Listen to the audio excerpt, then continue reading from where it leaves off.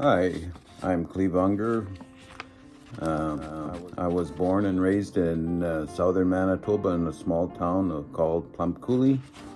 My parents were Christian parents. My uncles and aunts and grandparents that lived in the same town were all Christians. We went to church Sunday morning, Sunday night, and Wednesday. There was never an excuse not to go. If you were sick, you still went. Church was more important. Throughout my life, I look back and I realize that God was always one step ahead of me. Some of my decisions maybe were not the best, but He just worked things out for me step by step.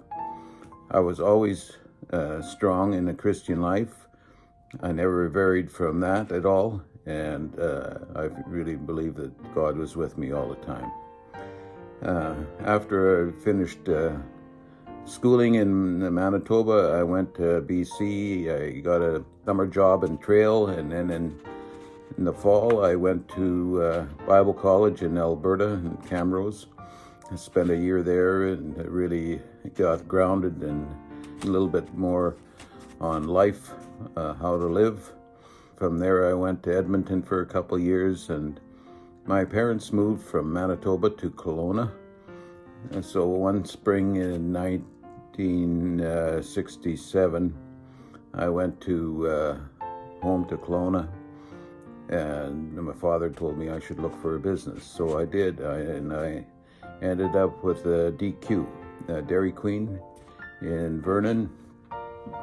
It was just a small store, a walk-up type of store, no inside seating or anything. So I started in business. I had totally clued out how to operate, but I learned day by day. And 2 years later, in '69, Imperial Oil came to me, which is Esso, and they needed my property, so they told me they would relocate me at their expense, build me whatever kind of building I wanted, and it wouldn't cost me anything. So that's what happened with the Dairy Queen, and it was a very good business. In 1975, I got married to a beautiful lady from Bible college. I was happy. Everything was great as far as I could see. I sold a Dairy Queen in '76. We had our first child in the fall of '76. I bought a budget rent-a-car and truck franchise, and also a gas station, kind of a private gas station. I was operating that for a couple of years, and one night my wife was left for some meeting, and she never returned. She was pregnant with our second daughter at the time. I was totally devastated. I didn't know what to do. I wasn't good at raising a 2-year or 3-year-old baby girl, and trying to run my operation, that was really difficult. My prayers for her was for her to come home. Every day I just wanted her to come home. That's all I wanted at that time. So I sold Budget Rent-A-Car, and then maybe a year later or so, I sold the gas station to Mohawk Oil Company. Still, I wanted my wife home. That was my first prayer. The Lord, just do that for me, please. I had some money, so I bought, this guy came around and wanted me to buy some investments. So I bought an investment with him to help him out. So, and other people came and wanted money to borrow money and this and that. That wasn't my interest. My interest was my wife. 4 years later, after that, she did come back. She had a baby son while she was gone, so I adopted him. Carrying on for a few years, in 1995, I had a phone call in June from a guy named Jim. He was in Edmonton. He says, never met the guy. He says, I have a bus company in Vernon, and I got a new bus, and I need a driver. Sounds like you'd be a good fit. Yeah, sounds like good, but I don't have a driver's license for that. And he says, well, go get one. So 2 days later, I got a driver's license to suit the bus. I started driving, and that was July 1st.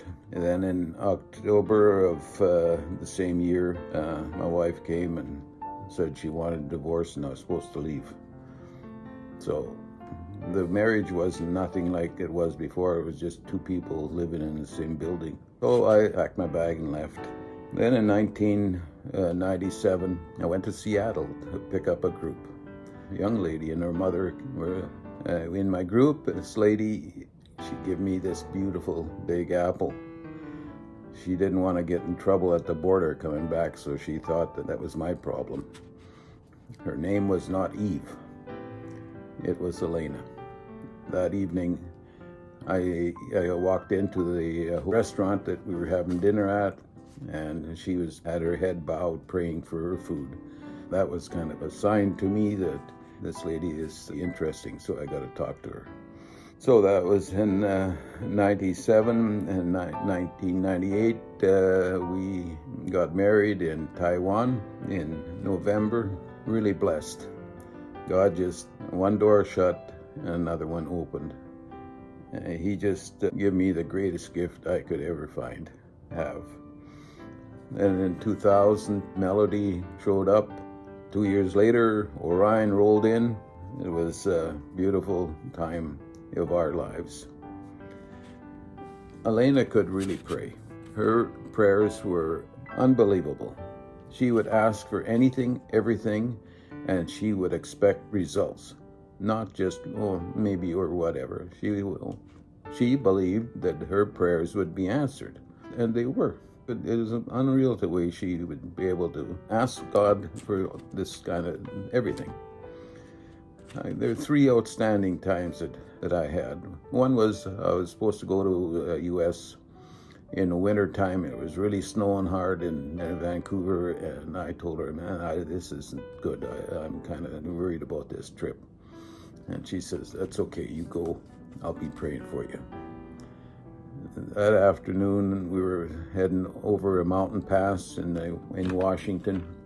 The clouds, the sky was really dark. It just looked like it was going to open up any time and snow.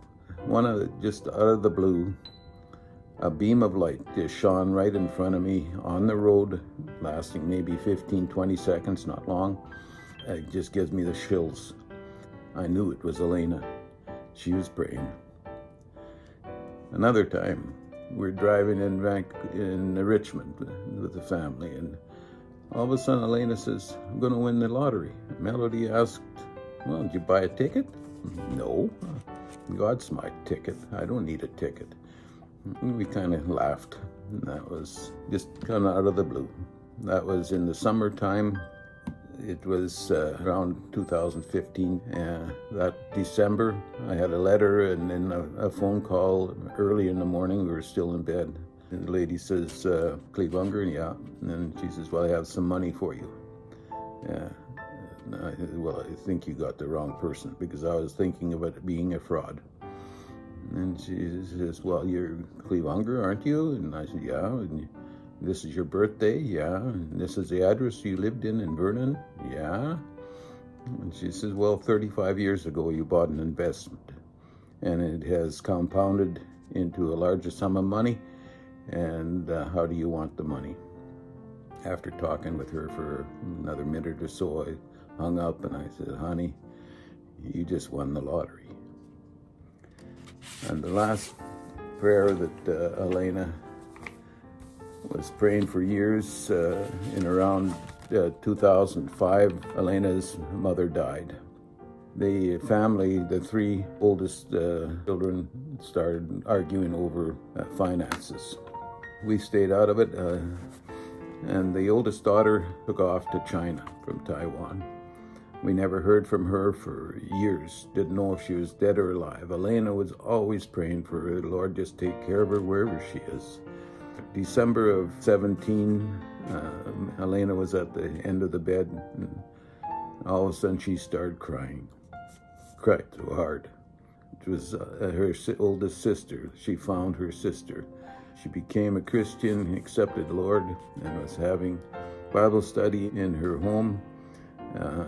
Elena was just so excited. She couldn't talk.